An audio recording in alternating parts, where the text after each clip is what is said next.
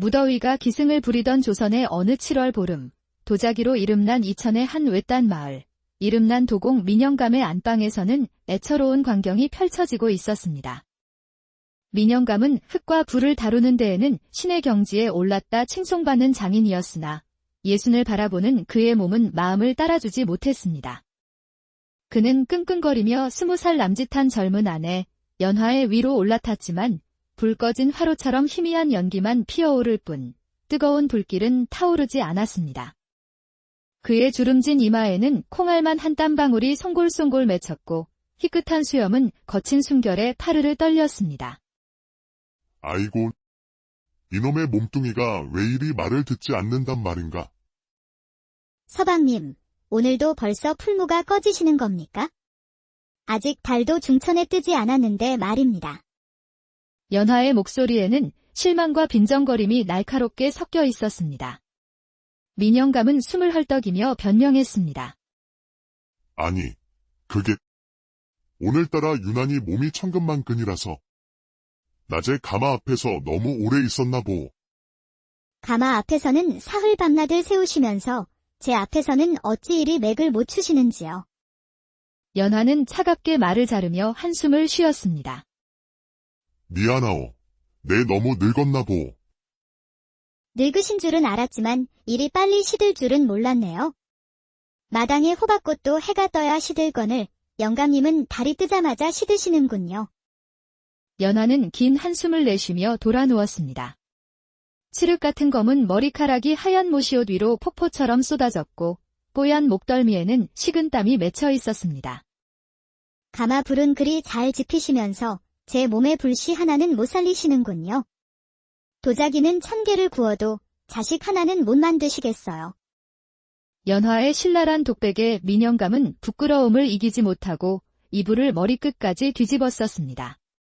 얼마 후 연화의 고른 숨소리가 들려왔습니다. 민영감은 조심스럽게 몸을 일으켜 맨발로 마루 끝에 걸터 앉았습니다. 여름밤의 서늘한 바람이 땀에 젖은 그의 등을 스치고 지나갔습니다.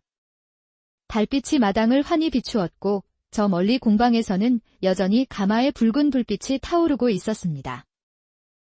허, 내가 이게 무슨 꼴이란 말인가? 불의 신이라 불리던 내가 고작 불씨만도 못한 신세라니. 그는 마당 한 구석에 쌓인 장작더미를 보며 씁쓸하게 웃었습니다. 저 나무들은 가마 속에서 활활 타올라 명작을 만들어낼 텐데 자신은 그저 꺼진 재만 남은 듯 했습니다. 젊은 것이 불쌍하구나. 꽃다운 나이에 물먹은 숫덩이 같은 늙은이를 만나서. 민영감은 잠이 오지 않아 힘없이 일어나 공방으로 향했습니다. 달빛이 환해 등불 없이도 길을 찾을 수 있었습니다. 공방 문을 열고 들어서자 아직 식지 않은 가마의 열기가 후끈하게 느껴졌습니다. 그런데 그때 구석진 곳에서 끙끙 앓는 낮은 신음소리가 들려왔습니다. 다가가 보니 누더기를 뒤집어 쓴 소년 하나가 쓰러진 채 오들오들 떨고 있었습니다. 10서너 살쯤 되어 보이는 아이였습니다. 머리카락은 떡이 져 있었고 얼굴은 때국물로 얼룩졌지만 이마는 불덩이처럼 뜨거웠습니다. 아이고, 이 아이가 열병이 심하구나. 자식이 없던 민영감은 아픈 아이를 보자 가슴이 철렁 내려앉았습니다. 그는 황급히 아이를 안아 들었습니다. 소년의 몸은 깃털처럼 가벼웠습니다. 얘야, 정신 차려라. 이보거라. 민영감은 아이를 자신의 방으로 옮겨 젖은 수건으로 이마를 닦아주고 부엌으로 달려가 미음을 끓이고 약재를 다렸습니다. 안방에서의 무력함과 달리 아픈 아이를 돌보는 그의 손길은 더없이 부지런하고 정성스러웠습니다. 물 좀 주세요. 아이가 가늘게 중얼거리자 민영감은 조심스럽게 아이의 머리를 들어 올려 물을 먹였습니다. 천천히 마셔라. 급히 마시면 체한다. 민영감은 밤새 아이 곁을 지켰습니다. 마치 친아들을 돌보듯 그렇게 사흘 밤낮을 정성껏 돌본 끝에 아이는 겨우 열이 내렸습니다. 눈을 뜬 소녀는 낯선 풍경에 깜짝 놀라 벌떡 일어나려 했습니다. 죄송합니다. 제가 왜 여기에? 때리지 마세요. 가만히 있거라. 아직 몸이 다 낫지 않았다. 민영감의 따뜻한 목소리에 소녀는 어리둥절했습니다. 맞기만 하고 살아온 아이에게 이런 친절은 처음이었습니다. 제가 며칠이나 누워 있었습니까? 사흘이다. 열병이 아주 심했느니라. 사흘이나요? 아이고, 죄송합니다. 당장 일어나겠습니다. 소년이 급하게 일어나려 하자 민영감이 그를 말렸습니다. 이름이 무엇이냐? 도윤입니다. 부모님께서 길도, 에 윤택할 윤이라 지어주셨습니다. 부모는 어디 계시느냐? 작년 역병으로 모두 돌아가셨습니다. 도윤의 눈가가 촉촉해졌습니다. 민영감은 안쓰러운 마음에 아이의 어깨를 토닥였습니다. 불쌍한 것. 나도 자식이 없어 그 마음을 안다. 민영감이 다시 미음을 떠먹이자 도윤은 눈물을 흘리며 받아먹었습니다. 따뜻한 온기와 다정한 손길이 너무나 오랜만이었습니다. 어르신, 제가 꼭 은혜를 갚고 싶습니다. 뭐라도 좋으니 일을 시켜주십시오. 아직 열이 다 내리지 않은 몸으로도 도윤은 마당을 쓸겠다며 비틀거렸습니다. 그만두어라. 먼저 몸부터 추스르는 것이 순서다. 아닙니다. 이 정도는, 도윤이 다시 쓰러지려 하자 민영감이 그를 부축했습니다. 이놈아. 목숨이 아까우면 가만히 누워 있어라. 몸이 다 나으면 그때 일을 시킬 테니. 정말입니까? 도윤의 눈이 희망으로 반짝였습니다. 민영감은 고개를 끄덕였습니다. 그래. 공방 일을 도와보겠느냐? 감사합니다. 정말 감사합니다. 뭐든지 하겠습니다. 그날부터 도윤은 새벽부터 밤늦게까지 흙과 씨름했습니다. 그의 손은 굳은 살이 박이고 갈라졌지만 눈빛만은 날마다 더욱 빛났습니다. 또 제일 먼저 나왔구나. 도윤아. 어느 날 일찍 일어난 민영감이 공방에 들어서며 말했습니다. 도윤은 이미 흙 반죽을 끝내고 물레 앞에 앉아 있었습니다. 스승님께서 말씀하시지 않으셨습니까? 흙과 하나가 되려면 흙보다 먼저 일어나야 한다고요. 민영감은 아무 말 없이 도윤의 갈라진 손을 바라보았습니다. 그 정성과 열정에 마음속에서 뜨거운 무언가가 차올랐습니다. 도윤은 남들이 쉴 때도 가마 앞을 떠나지 않고 불의 색깔과 온도를 스스로 익혔습니다. 도윤아. 가서 쉬어라. 이제 내가 지킬 테니. 아닙니다. 스승님. 이 불의 숨소리를 듣고 있으면 마음이 편안해집니다. 도윤의 얼굴엔 그을음이 잔뜩 묻었지만 눈동자는 가마 불빛을 닮아 붉게 빛났습니다. 민영감은 젊은 날의 자신을 보는 듯 했습니다. 몇 년의 세월이 흘러 도윤은 어느새 늠름한 사내로 성장했습니다. 키는 스승보다 훌쩍 컸고 어깨는 장정 두른 너끈히 상대할 만큼 넓어졌습니다. 햇볕에 그을린 구릿빛 피부와 단단한 팔뚝, 무엇보다 겁먹었던 소년의 눈빛은 자신감과 열정으로 가득 찬 장인의 눈빛으로 변해 있었습니다. 스승님, 보십시오. 드디어 균열 없이 완성했습니다. 도윤이 자신이 만든 항아리를 들어 보였습니다. 매끈한 곡선과 완벽한 균형. 민영감은 항아리를 찬찬히 살피고는 희미하게 미소 지었습니다. 훌륭하다. 도윤아. 이제 너도 어엿한 도공이구나. 그 말을 듣는 순간 도윤의 눈가가 붉어졌습니다. 모두 스승님 덕분입니다. 저를 거두어 주시고 가르쳐 주셔서. 아니다. 내 노력이 있었기에 가능한 일이다. 민영감은 마치 친아들을 대하듯 자랑스러운 표정으로 도윤의 어깨를 두드렸습니다.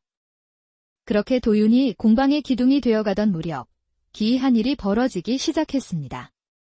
민영감의 아내 연화가 공방 주변을 맴돌기 시작한 것입니다. 예전엔 안채에만 머물던 그녀가 곱게 단장하고 하루에도 몇 번씩 바깥채를 들락거렸습니다. 도윤아, 내 물레 돌리는 소리가 어찌나 큰지 안채까지 들려 낮잠을 잘 수가 없구나.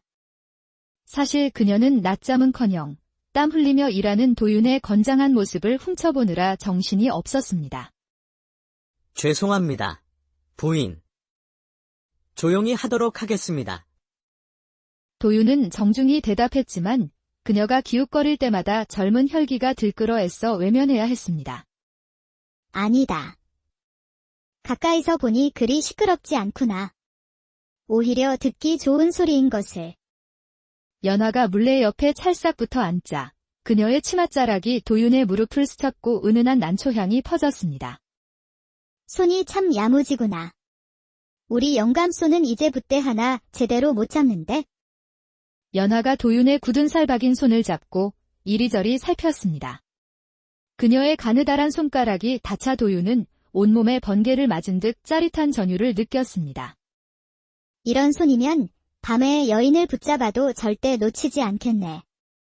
연화의 노골적인 말에 도윤의 얼굴이 홍시처럼 빨개졌습니다.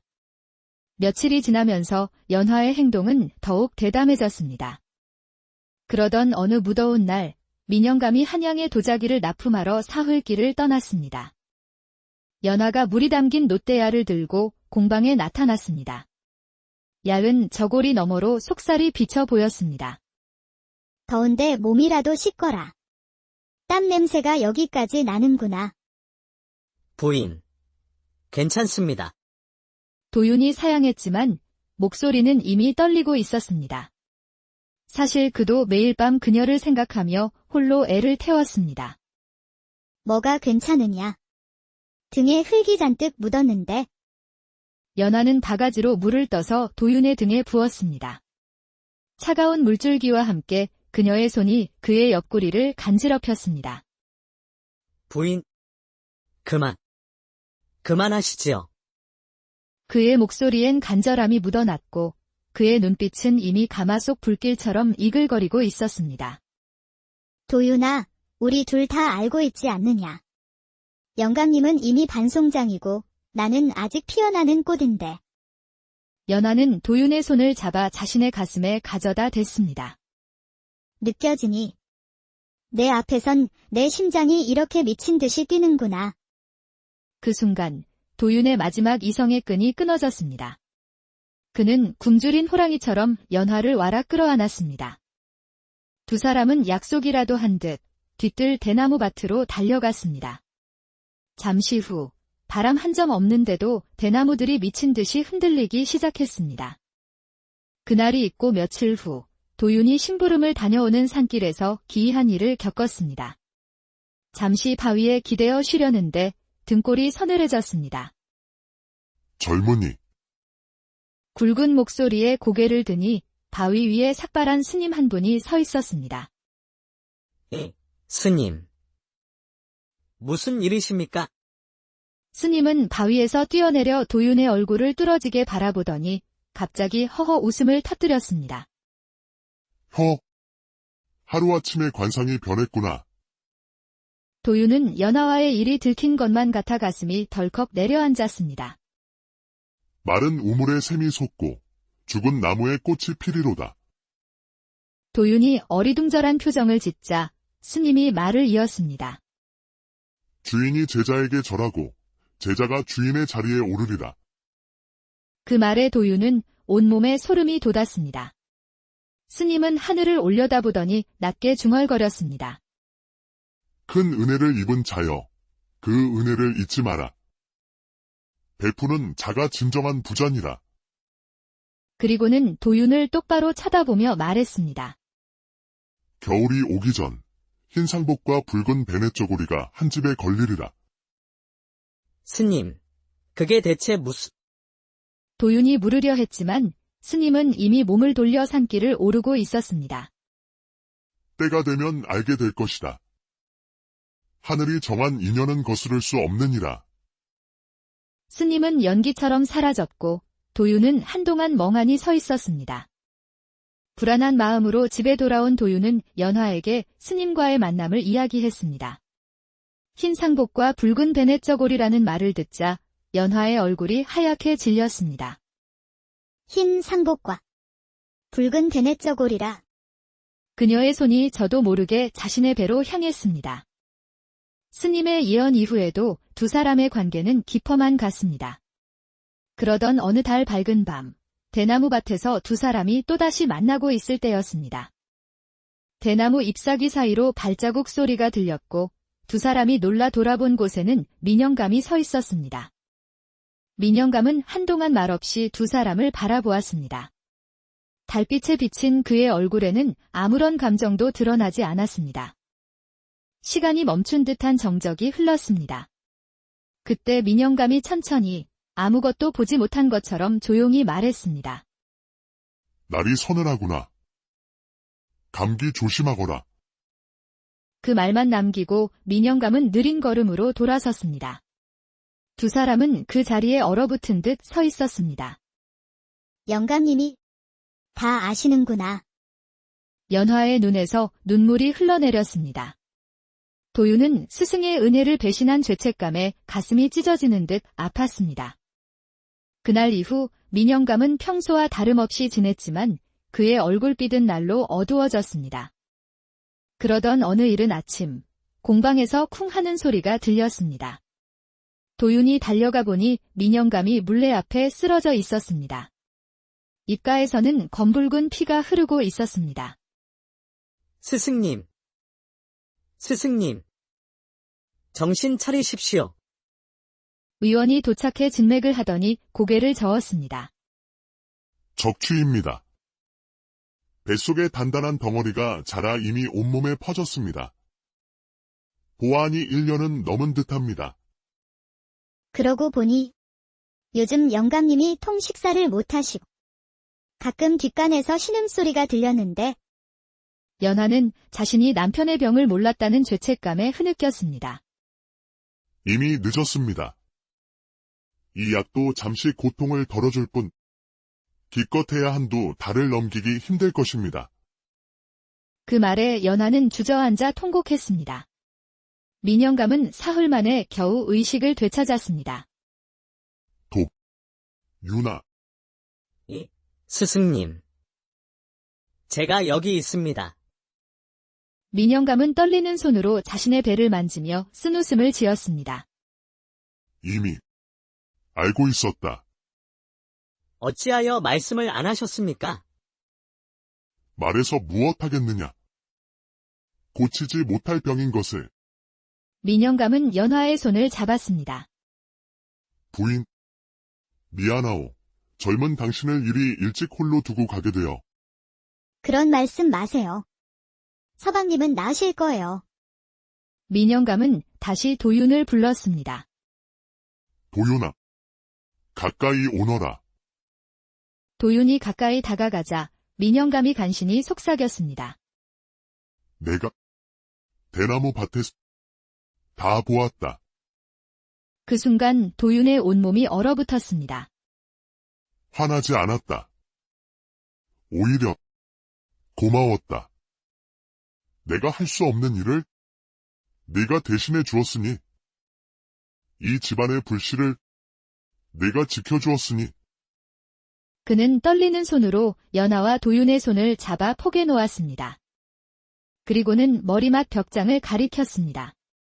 도윤이 열어보니 낡은 서책 한 권이 있었습니다.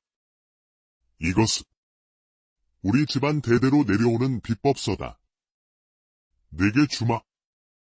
민영감은 다시 연화를 바라보았습니다. 부인, 도윤이와 잘 살아다오. 그리고 아이가 생기거든 내 성을 이어다오. 비록 내 피는 아니지만 내 아이로 여기겠다. 연화는 흐느끼며 고개를 끄덕였습니다. 마지막 순간 민영감은 도윤을 똑바로 보며 입모양으로 말했습니다. 고맙다. 그리고는 평화로운 미소를 지으며 조용히 눈을 감았습니다. 민영감을 떠나보낸 후 도윤은 3년상을 치르는 동안 공방을 한시도 비우지 않고 스승의 비법을 익히는데 매달렸습니다. 수많은 실패 끝에 어느 날 새벽, 그는 마침내 스승이 만들던 그 고운 빛깔의 도자기를 완벽하게 재현해냈습니다. 해냈습니다. 스승님, 보십시오. 제가 드디어 해냈습니다. 도유는 항아리를 끌어안고 눈물을 흘렸고 달려온 연화도 함께 기쁨의 눈물을 흘렸습니다. 그날부터 도윤의 명성은 조선 팔도에 퍼져나갔습니다. 어느 날 한양에서 온 높은 대감이 민영감의 마지막 유작을 보고는 큰돈을 제시하며 팔라고 했습니다. 이것을 사고 싶네. 얼마면 되겠는가? 눈앞의 황금의 도유는 잠시 흔들렸지만 이내 고개를 저었습니다. 죄송합니다. 대감님. 그것은 팔 수 없습니다. 뭐라고? 이 금이 부족하단 말이냐? 그것은 스승님의 마지막 혼이 담긴 작품입니다. 온 천하를 준다 해도 팔 수 없습니다. 이 소문이 퍼지면서 사람들은 도윤의 실력뿐 아니라 그의 의리에도 감복했습니다. 한편 연화의 배는 점점 불러왔습니다. 3년상이 끝날 무렵 그녀는 건강한 사내아이를 낳았습니다. 아들입니다요. 아주 튼튼한 아들입니다. 아이는 영락없이 도윤을 닮아 있었습니다. 영감님 말씀대로 이름을 지어야지요. 예, 민득복이라 하겠습니다. 스승님의 성을 따서 두 사람은 아이를 안고 민영감의 위패 앞에 서서 깊이 절을 올렸습니다. 스승님, 보십시오. 이 집에 드디어 대를 이을 아이가 태어났습니다. 스승님의 이름을 이어받아 훌륭하게 키우겠습니다. 향 연기가 피어오르다 마치 민영감이 고개를 끄덕이는 듯 촛불이 부드럽게 흔들렸습니다. 세월이 흘러 어느 가을날 저녁 도윤이 물레를 돌리고 있는데 이제 7살이 된 아들 득보기가 다가왔습니다. 아버지, 저도 해보고 싶어요. 도윤은 미소를 지으며 아이를 무릎에 앉히고 작은 손을 잡아 흙 위에 올려놓았습니다.